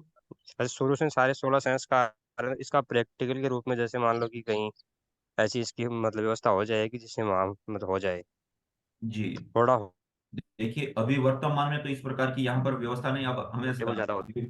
इसमें ऐसा होता है ना कि संस्कार करने के लिए उस प्रकार की पारिवारिक परिस्थितियां और ये सारी चीजें हमें चाहिए होती है, तब जाकर के वो उस विधि पद्धति प्रक्रिया से हम कर सकते हैं। तो वो हमें गांव लेवल पर या जहाँ पर हम कार्य करते हैं कार्य क्षेत्र में ही इसका सीधा प्रत्यक्ष हम कर सकते हैं, क्योंकि यहाँ पर एक जगह पर तो हम कहीं संतान को नहीं ला सकते हैं, एक जगह पर तो हम वो नहीं कर सकते। और हाँ उसके नहीं वो लिए आपको यदि करने भी जाएं 16 संस्कार, तो उसके लिए बड़ा लंबा समय प्रत्यक्ष एक एक संस्कार को करने के लिए लगता है। सारी चीजों को मिलाएंगे तो बहुत लंबा कई सालों का हमारा वो बन जाएगा।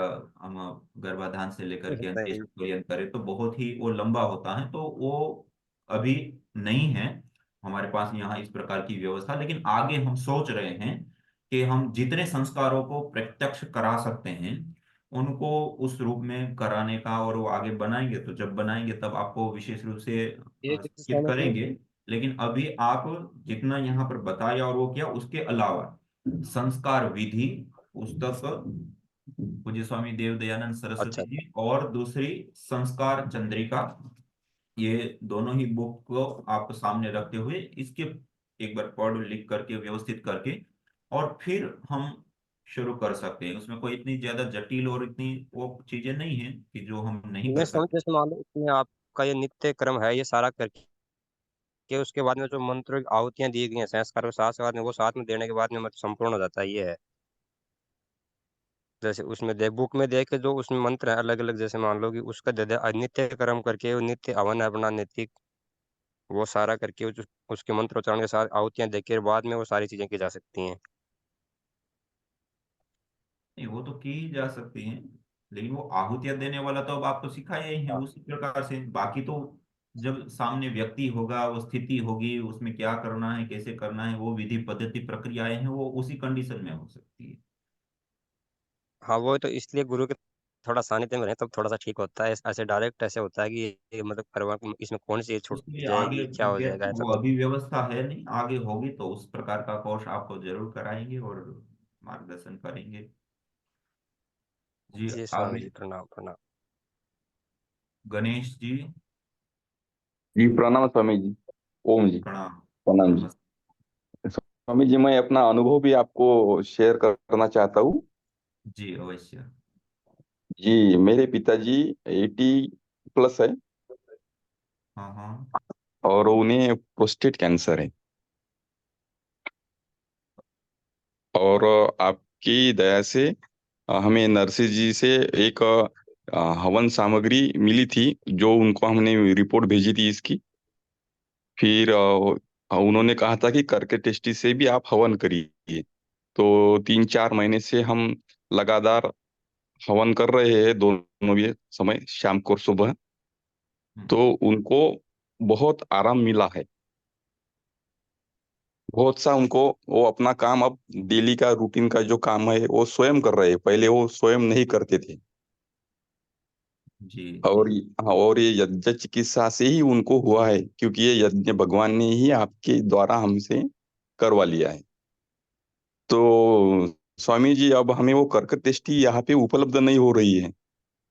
जी तो वो अगर हो जाती तो और अच्छी सुविधा हो जाती थी। बाकी हम प्राणेष्टि से अभी कर रहे हैं, और उसके लिए और कौन सी हविष्ट चाहिए या और क्या चाहिए वो हमें कृपया करके अभी बता दीजिए। नहीं, आप जो अभी सामग्री पर टेस्टी और प्रयोग कर रहे हैं वो सही कर रहे हैं। और जिनको सामग्री मान लो कि आपके आसपास के पतंजलि स्टोर, मेगा स्टोर आदि में उपलब्ध हो ही जाएगी, वैसे कहीं नहीं है जी तो आप उसको कहेंगे तो वो मंगा भी देंगे। जी और जी वो दूसरा, पतंजलि का ऑर्डर मी ऐप है, जी उस ऑर्डर मी ऐप के माध्यम से आप विशेष रूप से उसको मंगवा सकते हैं, ऑर्डर में ऐप के माध्यम से। और दूसरा, आपको एक व्हाट्सएप के ऊपर एक नंबर दिया है, उसके माध्यम से भी आज फिर से एक बार डाल देंगे, तो आप अपने पास उस नंबर को और रख सकते हैं कि वो सारा सामान आप मंगाना चाहें तो उसके ऊपर सीधा आप ऑर्डर कर सकते हैं, और व्हाट्सएप के माध्यम से भी। तो ये दोनों ही रूप में है, तो आप उसका विशेष रूप से लाभ उठा सकते हैं और प्राप्त कर सकते हैं। और भी वहां पर नंबर आदि दिया, उसमें कोई किसी को कभी भी मार्गदर्शन चाहिए, कोई आवश्यकता हो तो आप, क्योंकि आप फील्ड में जाएंगे, कुछ करेंगे, कहीं प्रश्न आएंगे, कहीं बातें आएगी, और आप उस प्रश्न को, उन बातों को रख सकते हैं। सौरन जी।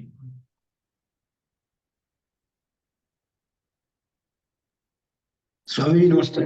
नमस्ते। वो स्वामी जी, ये संस्कारों की श्रृंखला में एक लास्ट का जो अंतिम संस्कार अंत्येष्टि है, जी इसको जीवात्मा निकल जाने के बाद में और इसके पार्थिव शरीर का हम संस्कार करते हैं, तो इस संस्कार से उस जो जीवात्मा जो निकल गया है उसका भी कोई संबंध होता है कि नहीं? जी, आपका बहुत ही अच्छा प्रश्न है। ये प्रश्न इससे पहले मैं गुजरात में प्रवास में था, तब मेरे सामने आया था एक बार कि पहले वाले सारे संस्कार में तो पूर्व की स्थिति, जैसे हम गर्भाधान संस्कार करते हैं, उसमें भी पहले हम तैयारियां करते हैं।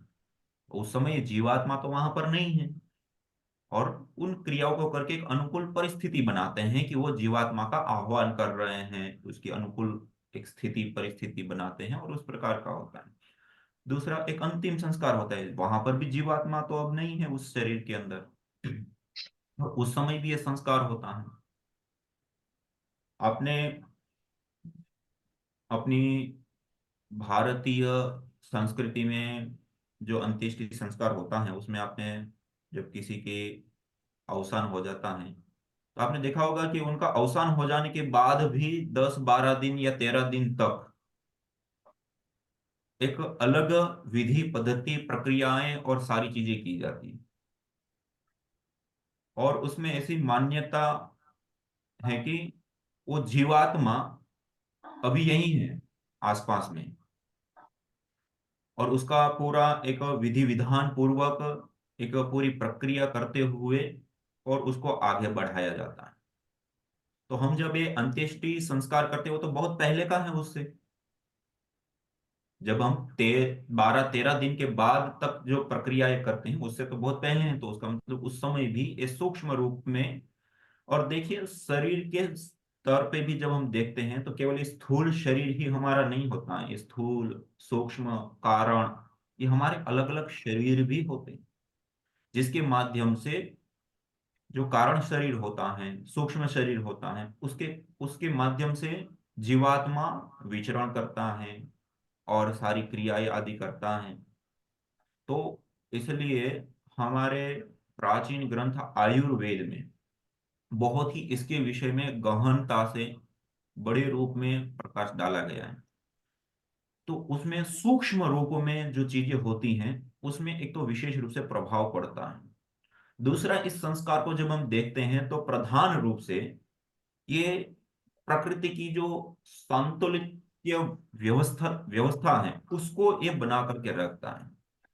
शरीर को कहीं ऐसे ही फेंक दे तो बहुत ही ज्यादा प्रदूषण करेगा, बदबू फैलाएगा, और भी बहुत सारी चीजें होगी, रोग रोग आदि होगा। दूसरा, इसको दफना दिया जाए, आज समाज में ये भी कुछ प्रथाएं हैं। अब दफनाना भी आज जिन देशों में यही परंपरा है, वहां पर सबसे बड़ी समस्या बन चुका है ये। और इतनी बड़ी समस्या बना हुआ है कि पूरे जीवन पर्यंत उनको जितना धन चाहिए उतना धन उनको एक अंत्येष्टि के रूप में जो वो दफनाते हैं उसके लिए आवश्यक होता है। तो उसके लिए एक तो बहुत बड़ी जमीन की उनको कमी पड़ रही है। दूसरा, जो दफना अब बड़ी मात्रा में जब दफनाया जाता है और बहुत बड़ा जो एरिया होता है उसमें वहां पर पाया गया कि उससे निकलने वाली जो गैसें हैं उस भूमि से, उसके कारण से उसके आसपास में रहने वाले शहरों के अंदर भयंकर बीमारियों का प्रकोप देखने को मिला। और उसके कारण से आप इंटरनेट के ऊपर सर्च करेंगे तो ये इतनी बड़ी समस्या के रूप में उभर करके आया है और उसके ऊपर रिसर्च हो रही है, इसके ऊपर सरकार बड़े बड़े कदम उठा रही है और हर प्रकार से प्रयास करके इसको कैसे क्या किया जाए, क्योंकि वो जो बीमारियां हैं उसको रोक ही नहीं पा रही।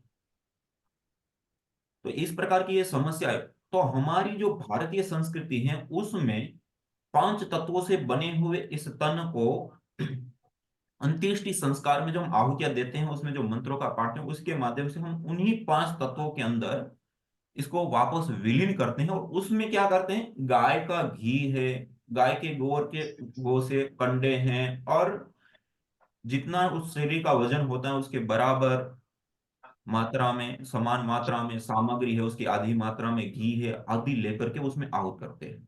पिछली रिसर्चों में भी हमने देखा गाय का घी और जड़ी बूटियां जलाने पर पोल्यूशन कम होता है, दूर होता है, नष्ट होता है।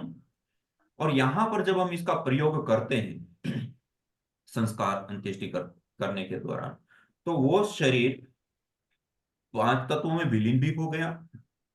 उससे उत्सर्जित होने वाली जो गैसें हैं या पर्यावरण है उसमें जो दुष्प्रभाव आना था वो घी और अन्य द्रव्यों का जो हमने प्रयोग किया है उसके परिणाम स्वरूप वो भी नहीं आता है। और तीसरा, यज्ञ एक सूक्ष्म लेवल पर कार्य करने वाला है। तो उस दिवंगत आत्मा के कल्याण के लिए, उस दिवंगत आत्मा की जो सूक्ष्म शरीर, देखो सूक्ष्म शरीर होता है, सूक्ष्म प्रिया देवाः, आपने सुना होगा, ये स्थूल शरीर स्थूल को लेता है, ऐसे सूक्ष्म शरीर सूक्ष्म आहार को ग्रहण करता है। और यज्ञ में दी हुई घी सामग्री रूप आहुति सूक्ष्म रूप होती है, सुगंधी रूप होती है। तो उससे भी उसको पुष्टि और एक प्रकार का उस सूक्ष्म शरीर को मजबूत बनाने का काम भी वो उसके माध्यम से होता है। तो इस प्रकार से कई सारी चीजें इसमें अलग अलग उसमें वो जुड़ी हुई हैं। तो उसका हमें जो अभी तक सामने आया हुआ जो विषय है उसमें ये है सारी चीजें। स्वामी जी, एक जिज्ञासा और पड़ी है। जी जैसे जीवात्मा शरीर से निकल जाता है तो उसको अपने कर्मानुसार जन्म व्यवस्था तुरंत ही जाकर के मिलती है, अपना स्थान तुरंत मिल जाता है, या कुछ दिन, कितना समय, अथवा ये वायु में या अंतरिक्ष में या यही भ्रमण करता है? इसका कुछ समाधान स्वामी जी है? जी, उसका समाधान आपने पहले ही बताया कि अपने कर्मानुसार वो जो अपना जो कर्माशय है उसी के अनुसार वो स्थिति होती है। तो कर्मानुसार आगे की परिस्थिति, भूमि यदि तैयार है तो वो आगे जा भी सकता है। वैसे कहा जाता है कि कुछ दिनों तक तो वो वहीं पे रहता है, उसके बाद वो आगे वो होता है। तो इसलिए वो जो आगे की भूमि होती है कि उनके जो कर्माशय है उसके अनुसार माता पिता परिवार वो सारी चीजों का वो जो होता है उसके लिए उनको एक समय मिलता है और उसके अनुसार होता है।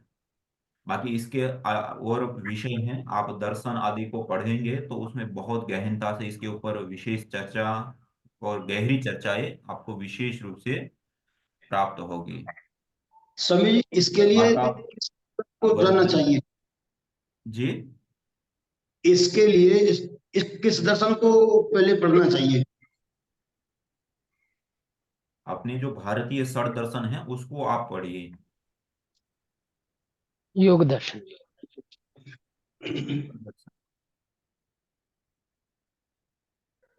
जी, वरुणा माता जी। नमस्ते जी। जी माता। यज्ञ का जैसे प्रैक्टिकल करके लिया है जी माता जी। वैसे 16 संस्कार का करके लेंगे तो अच्छा पड़ेगा, क्योंकि कहाँ यज्ञ करना है, कहाँ आहुति देनी है, ये मालूम नहीं होगा तो कैसे करेंगे। लिए है ना प्रैक्टिकल। तो देखिए मतलब 100 मार्क्स का ही पेपर है, 100 मार्क्स में से 20 मार्क्स की जो यज्ञ, देखिए सभी संस्कारों के अंदर कॉमन रूप से जो यज्ञ आता है उसका प्रैक्टिकल उसी वीडियो के माध्यम से लिया गया है कि जो, और इसके अलावा जितना है वो विशेष संस्कारों के लिए विशेष विशेष अलग हैं। और हमारे पास एक सीमा है ना कि अब हमारे पास 20 ही मार्क्स हैं उस प्रैक्टिकल के लिए, उसके लिए सारे संस्कारों का कराएंगे तो पहली तो स्थिति नहीं होती और दूसरा कर पाना भी मुश्किल होता है। तो इसलिए कठिन ना हो जाए परीक्षा, उस कारण से उसको ऐसे रखे हैं। नहीं, ये एग्जाम में नहीं, बाकी ये हो जाने के बाद लेंगे तो अच्छा पड़ेगा। ठीक है ना माता जी, उसके लिए हम कुछ प्रयत्न करेंगे, जितना भी व्यवस्थित हो सकता है और अच्छा हो सकता है उसको आत्मविश्वास करने के लिए आएगा, पूरा प्रयास प्रयोग करेंगे। हम कर रहे हैं वो बराबर है। जी माता जी। आत्मविश्वास आएगा सभी को। यज्ञ कर रहे हैं यानी गर्भ संस्कार कर रहे हैं, वो बराबर कर रहे हैं, ऐसे आत्मविश्वास आएगा सभी को। जी माता जी, अवश्य ये करना चाहिए और उसके लिए हम पूरा प्रयास और प्रयत्न करेंगे, अच्छे से अच्छा जो भी हम कर सकते हैं इसको लेकर के उसके लिए। स्वामी जी सादर प्रणाम। जी प्रणाम वेद प्रकाश सिंह जी। कि अंत्येष्टि संस्कार के बाद जो मृत्यु भोज का प्रचलन है वो होना चाहिए या नहीं होना चाहिए, इसके संबंध में मार्गदर्शन चाह रहा था मैं। क्या अंत्येष्टि संस्कार के बाद जो मृत्यु भोज की परंपरा चलती है कि मृत्यु भोज आयोजित होता है, तो ये आयोजित होना चाहिए या नहीं? वो भोज आदि करते हैं वो, जी जी जी। अब देखिए हमारी परंपरा में जिस प्रकार से किया जाता है, और आज अभी वर्तमान में आप शहरीकरण में देखेंगे तो वो जो 12-13 दिन का था वो अब 1 दिन 2 दिन उसमें ही सिमट जाता है। वास्तविकता तो एक रूप से हम देखें तो जीवात्मा की गति तो जो उनके कर्म हैं उसी के अनुसार होनी है।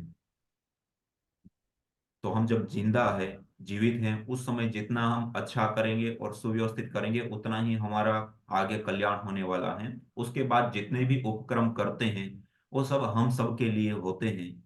उस जीवात्मा के लिए तो यज्ञ अंत्येष्टि कर दिया, वहां पर उनका कार्य समाप्त हो जाता है। बाकी सब चीजें जो करते हैं वो हम अपने व्यक्तिगत और सामाजिक एक व्यवस्था के तहत हम सारी चीजों को निष्पादित करते हैं।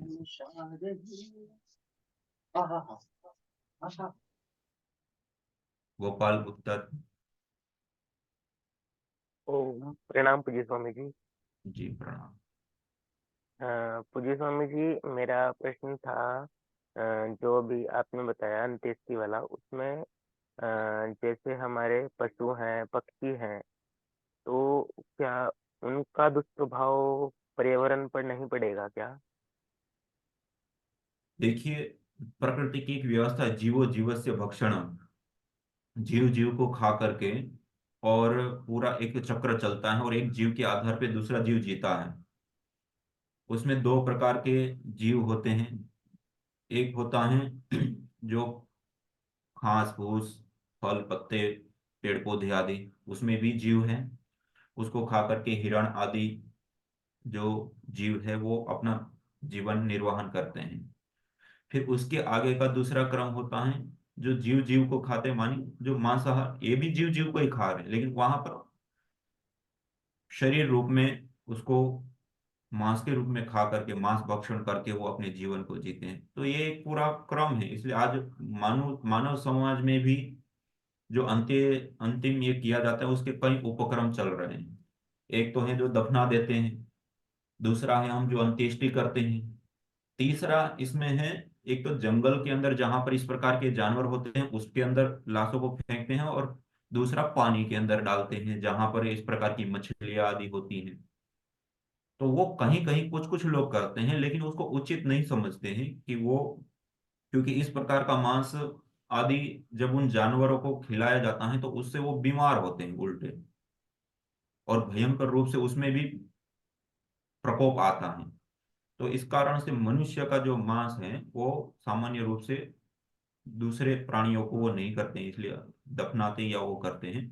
और बाकी जो जीव हैं उसमें जीवो जीवस्य भक्षणम जो एक पूरा क्रम है उसके अनुसार चलता है। इस कारण से ये एक शुद्धिकरण की प्रक्रिया, जैसे चील बाज आदि जो होते हैं वो विशेष रूप से उसका भक्षण करके उसका शोधन आदि करते हैं। तो ये एक प्रक्रिया है। पूज्य स्वामी जी, जैसे मतलब जो बड़े जीव हैं तो उनका हम देखते हैं, कुछ को हम स्वयं दफनाते हैं, कुछ ऐसे ही जो बड़े जंगल हैं वो उनमें ऐसे पड़े रहते हैं, तो क्या उनसे जो कार्बन है वो उत्सर्जन नहीं होगा? देखिए, लाश ऐसे ही पड़ेगा, कार्बन ही नहीं और भी टॉक्सिक गैसें होती हैं। जी जी। एक ही नहीं होता, और भी चीजें होती हैं और उसका उत्सर्जन होता भी है। और ये एक प्राकृतिक एक व्यवस्था है और उसके तहत होता है वो।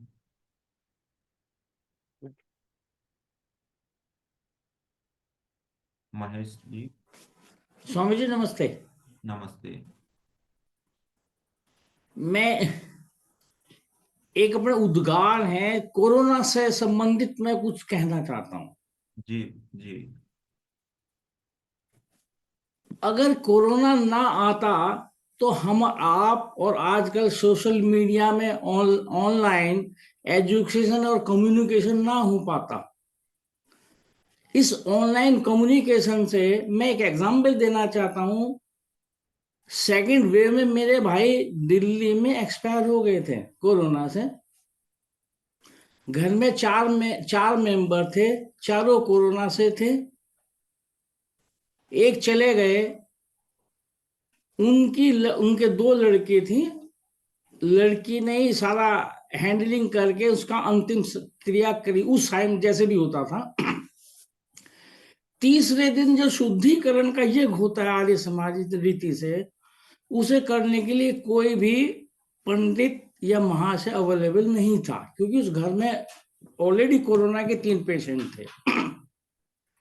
मैं काशीपुर में रहता हूं और हमारे आर्य समाज के बड़े काफी पुराने महाशय हैं डॉक्टर जय सिंह सरोज। वो भी उन दिनों बाय चांस अलीगढ़ में थे। हमने उनसे पूछा कि ऐसी ऐसी समस्या क्या करें।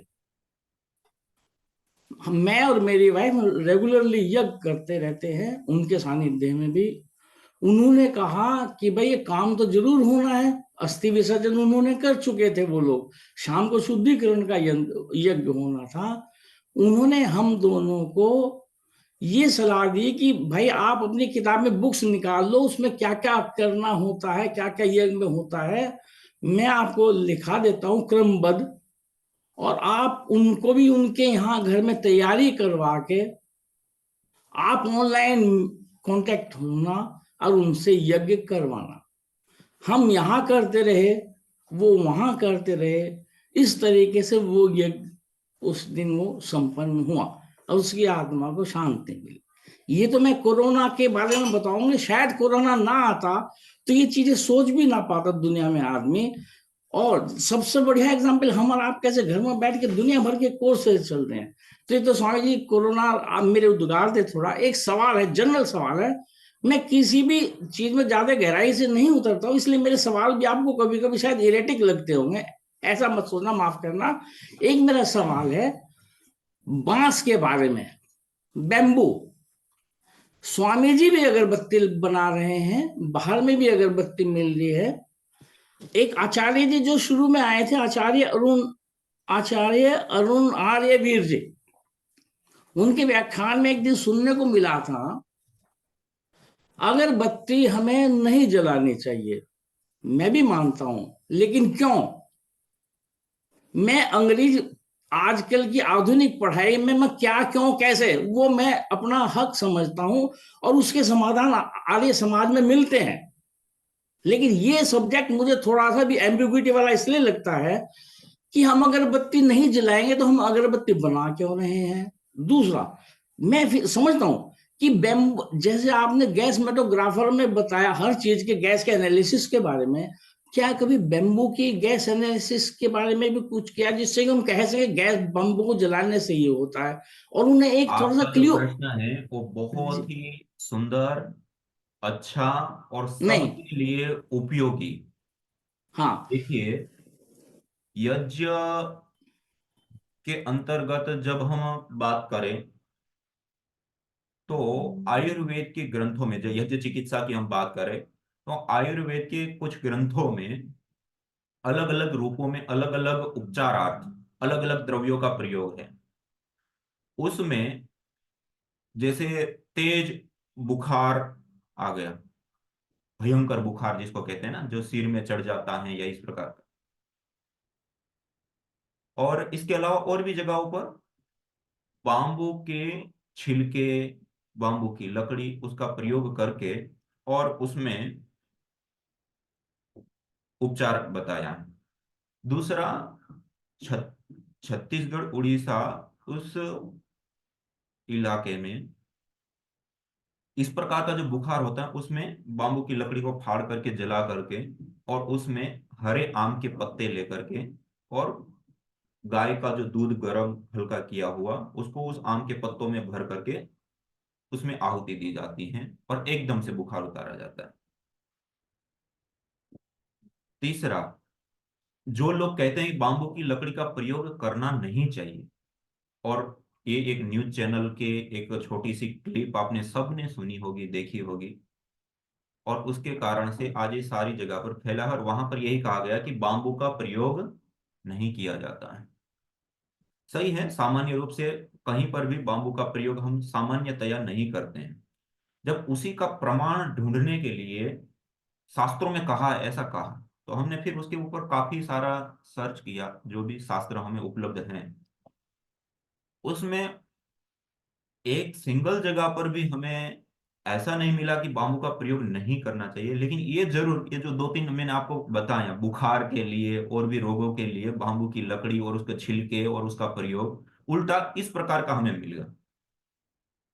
दूसरा, अगरबत्ती, ये जो नाम है, उस नाम से सीधा इंगित होता है अगर एक जड़ी बूटी होती है, औषधि होती है, एक पेड़ होता है। अगरतला, आपने नाम सुना होगा, ये अगरतला नाम ही अगर की लकड़ी की वहां पर बड़ी रूप में खेती होती है और उससे वो पड़ा हुआ नाम है। और अगर उद, उद गंध आपने सबने सुनी होगी, जो सेंट आदि का प्रयोग करते होंगे। ये उद गंध करीब 70 लाख रुपए लीटर होती है, 70 लाख रुपए लीटर, वो इसी लकड़ी का ऑयल होता है और ये कई सारी मेडिसिन में काम आता है। इस कारण से ये सबसे ज्यादा महंगा है। और वैसे ही सुगंधी सेंट, स्थायी सेंट के रूप में ये यूज होता है कि एक बार आप लगाओ तो लंबे समय तक वो सेंट जाती नहीं है और बहुत ही अच्छी होती है। तो अगर उद का प्रयोग प्राचीन अवस्था में आयुर्वेद ग्रंथों से लेकर के हमारी पूजा पद्धतियों में व्यापक रूप से ध्यान, साधना, उपासना, उसके प्रकोष्ठ या हॉल, या उस समय में पूजा के समय जैसे हम गूगल आदि का प्रयोग करते हैं, ऐसे ही अगर उद की लकड़ी को अंगारों के ऊपर डाल करके प्रयोग आदि करना आदि, इसलिए इसको कहा जाता है अगरबत्ती। अगर नाम की जो औषधि है, जो लकड़ी है, उससे बनी हुई जो बत्ती है उसको कहा जाता है अगरबत्ती। लेकिन वर्तमान हमारा दुर्भाग्य कहो या जो भी कहो, उस अगरबत्ती को छोड़ करके आज आप अगरबत्ती बनाने वाले इंडस्ट्रीज के पास जाएंगे तो जो भी लकड़ियों का बुरादा मिला उसका पाउडर कर देते हैं, एक सड़ी के ऊपर कोई अन्य चीजों को लेकर के उसको चिपका देते हैं मशीनों के माध्यम से, और एक रो स्टिक तैयार हो जाती है। ये बाजार में बड़ी मात्रा में बिकती है। इसी रो स्टिक को सब लोग खरीदते हैं और क्या करते हैं, एक सेंट तैयार करते हैं, अलग अलग प्रकार के ऑयल और केमिकल बना करके एक सेंट बनती है और उस सेंट के अंदर उसको डीप करते हैं या स्प्रे करते हैं और उसको पैकेजिंग पैक करके हमें बाजार में देते हैं। उसको बनाने के लिए ना जाने कितने प्रकार के सबसे सस्ते और घटिया ऑयल प्रयोग होते हैं, सबसे घटिया रॉ मटेरियल यूज होते हैं। अब जो उस रिसर्च में सामने जो बताया गया कि अगरबत्ती से एयर पोल्यूशन होता है, 20 से ज्यादा सिगरेट पीने के बराबर ये हानिकारक होता है, आदि आदि कई सारी चीजें सामने उस न्यूज चैनल के माध्यम से नहीं।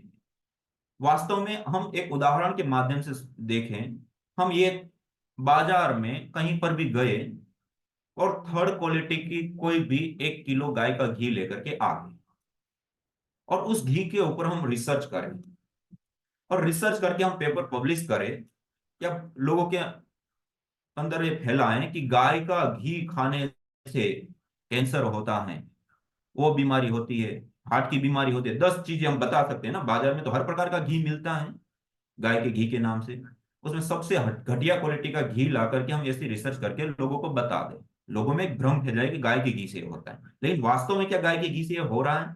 आप वास्तव में गाय को लाइए, उसका दूध लाइए, उसका घी बनाइए और उस घी से आप उसको करके और फिर दिखाइए, फिर देखिए वो कैंसर भी ठीक होगा। ऐसे ही ये अगरबत्ती के साथ हुआ। इसलिए अगर नाम की औषधि से बनी हुई बत्ती को अगरबत्ती कहा जाता है और वो निरापद होती हैं, अपितु हम उसके ऊपर जो गैस क्रोमेटोग्राफी की आपने बात की, उसके अंदर ऐसे ऐसे केमिकल मॉलिक्यूल्स, मेडिसिनल कंपोनेंट्स होते हैं जो घर का शुद्धिकरण करने के साथ साथ मानसिक संतुलन, स्ट्रेस, तनाव, डिप्रेशन आदि को दूर करने वाले भी विशेष तत्व उस अगरबत्ती के अंदर पाए जाते हैं। और बांस को नहीं जलाना चाहिए। हाँ, सामान्य रूप से बांस को सीधा नहीं जलाना चाहिए क्योंकि वो बांबू होता है, पेक होता है, उसको अग्नि में डालते हैं तो फटता है।